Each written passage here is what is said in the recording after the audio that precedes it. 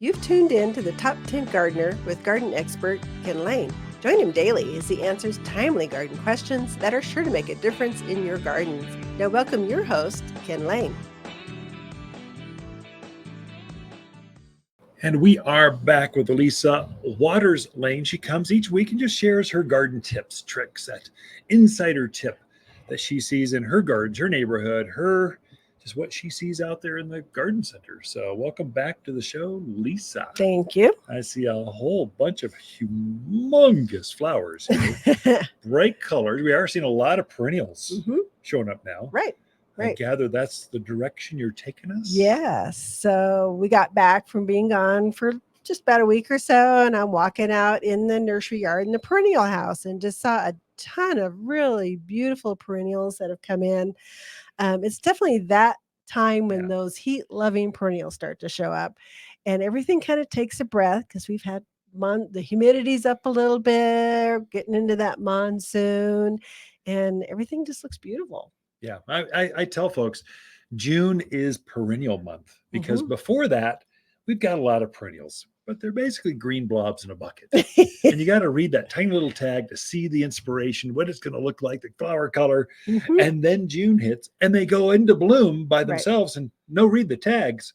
You could just look and taste and touch and smell and see the flowers. And a lot of these you brought in, looks like those are cutting flowers, all kinds of stuff. So I just grabbed a few. I actually had a whole cart, but I could only get like four of them in here. So you make a mess of my studio. I know, but you'll get over it. So the Echinaceas or coneflower right now are just looking fabulous. This is the time when they really come into being. You see lots of blooms on them, lots of buds. They're ready to roll. So this one, I brought a couple in.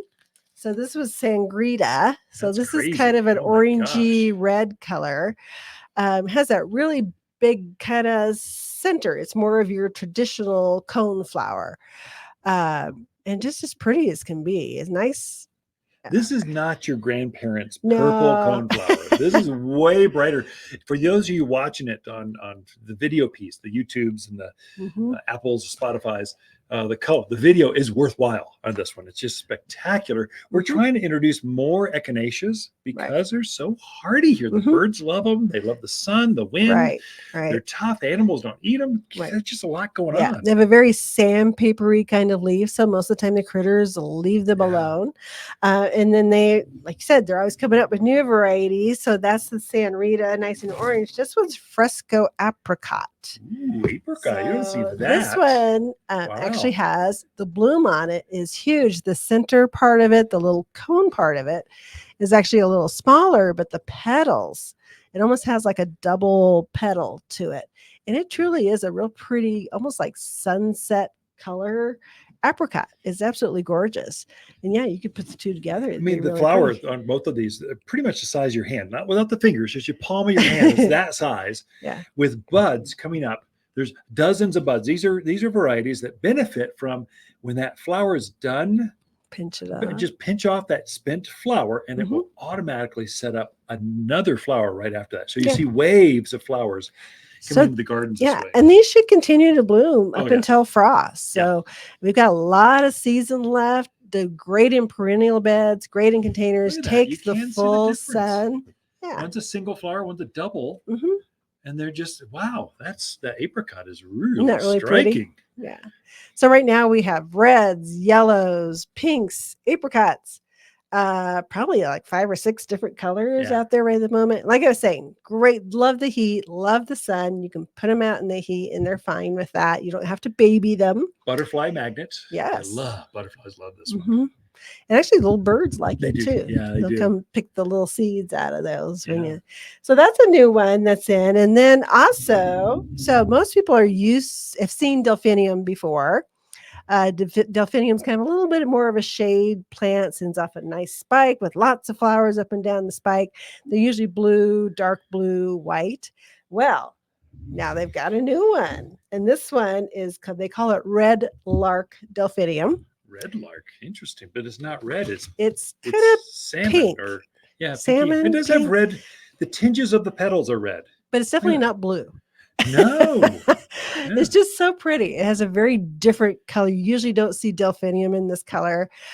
Great for those shadier spots out in your yard or containers. Looks really pretty. I love the Let's different show them off on colors the on it. camera. The tag, this is a Monrovia tag. How much is that thing? So it's Probably 20, 21. 21, 22 bucks. So the tag, this thing's standing 3 feet tall. Oops, I just bent the top. And the tag actually looks like the flower. It looks pretty cool. But again, so much easier to see the flower, touch the flower. Does it smell good? No smell. No smell. So we've also, along with other shade plants, we have bleeding heart in, which is kind of that old fashioned. It's a nice green ferny looking plant that puts off a pink flower to it that kind of dangles down below, kind of heart shaped, hence the name bleeding heart. Really pretty. Finally able to get those in. We have some gray sword lithidora, which is another really good little ground cover shade perennial. It has one of the bluest flowers to it, and it's hard to find a true blue in flowers. They're usually purple or a little off, but the gray sword is just striking blue. I mean, even in the shaded areas, amazingly strikingly blue, like the bluest you can think of. Like, anyway, everything else is shadowed blue. This is true, like heavenly blue. It is very, very pretty. So not a nice, we've got some nice hostas in for those shade areas. For the sunny areas, daylilies are really big right now. Daylilies are coming into this is their season. They absolutely love the heat of the summer and all that. So a lot of different colors, more than just the yellow. Everybody's used to seeing the yellow. Stella Dior. I sold one more of those. It's the most introduced daylilies to the market 50 years ago. There's so many cool choices now.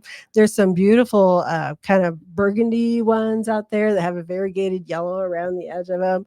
So nice ones to put in. They're again heat loving, give them full sun. So I'd say whether you have shade or whether you have heat, we have a plant. We have agastache. That's the other one I meant to mention, agastache or hyssop. Very animal resistant plant, but the hummingbirds love this plant almost as much as they love the salvia greggii. But we all have salvia greggii in our yard, right? Which we still have a nice selection of, but it's nice to put something different in. And the agastache, we have probably an orange and kind of a pinkish color. We have that in 3 or 4 colors as well, similar to Russian sage. But not aggressive, not messy, not aggressive, not weedy. Doesn't come up everywhere. Doesn't seed anywhere. It keeps its balance. So it's much more dainty looking, more formal looking than a sage ever dreamed of being. And just has a very licoricey smell to it. I love licorice, so I love the smell of it. But the critters don't like the smell of it, so they stay away from it. Maybe if you hang licorice over your plants, animals like to stay away. Well, there you go. You have to try. I'll spread the rumor. I'll create the blog tonight. No, not even. So one of the other plants that we have in is the Hypericum or St. John's wort. So I love St. John's wort in that this one's sangria. Lots of sangria stuff anymore. So the blooms are yellow, real bright yellow with little stamens that stick out of it. But the fun thing about this plant is when the bloom is gone, it puts on a berry, pretty much a berry. And the berries are bright red. Oh, yeah. So this one, it's very bright red. So you're getting, and those berries stay on there until frost. I mean, basically once the plant goes, I think even after it loses its leaves, it has the berries on there. So just a real pretty, there's usually, I think we have 2 or 3 different ones out there. I don't think it's used as frequently, but it's a really cool. This is one of those, it's got a narrower zone. So it's made for us. I don't think it's as popular because other parts of the country can't grow it as easily, but we can. And it loves the sun, the wind, it loves everything we have. So St. John's wort, I don't know why they call it that, or hyssop. I don't know why they call it that. It's Hypericum. Oh, Hypericum. Even worse. Hyssop is agastache. Oh, yeah, that's right. Anyway. Now that we've confused everybody. Yeah. So, but you'll notice because it's got that dark foliage and the flowers almost glow on top of the foliage. Loves the sun, the wind, the heat. It's easy to grow. Perennial, comes back for years. Hummingbirds and butterflies like this one I noticed. So it's got both. All right. What is that standing about? just shy of knee high or so. Yeah, it'll get 3x3-ish, Yeah. kind of like a potentilla. Yeah. Mhm. Good companion plants with Yeah. potentias. Oh, we're out of time just like Yes, that. we are. Lisa, my goodness. All right, Ken and Lisa Lain, the Mountain Gardeners. Be back. Wondering why the grass is always greener on the other side? Well, it's probably because your neighbor used the all-purpose fertilizer from Waters Garden Center. Monsoon is right around the corner, and it's the perfect time to feed your plants. Waters all-purpose fertilizer is the only organic made especially for Arizona mountain soils. Don't buy a bunch of different fertilizer for your flowers, veggies, trees, or grass. This one does it all. The plants on your side will be happier, healthier, well, greener. Safe, natural, organic. Waters Garden Center in Prescott. You're listening to garden expert Ken Lain, owner of Waters Garden Center in Prescott. Look for more tips, tricks, and garden shortcuts through Ken's website. Additional shows of this podcast, read his weekly garden column, or follow him on Facebook, Instagram at watersgardencenter.com. That's Waters with 2 T's, gardencenter.com.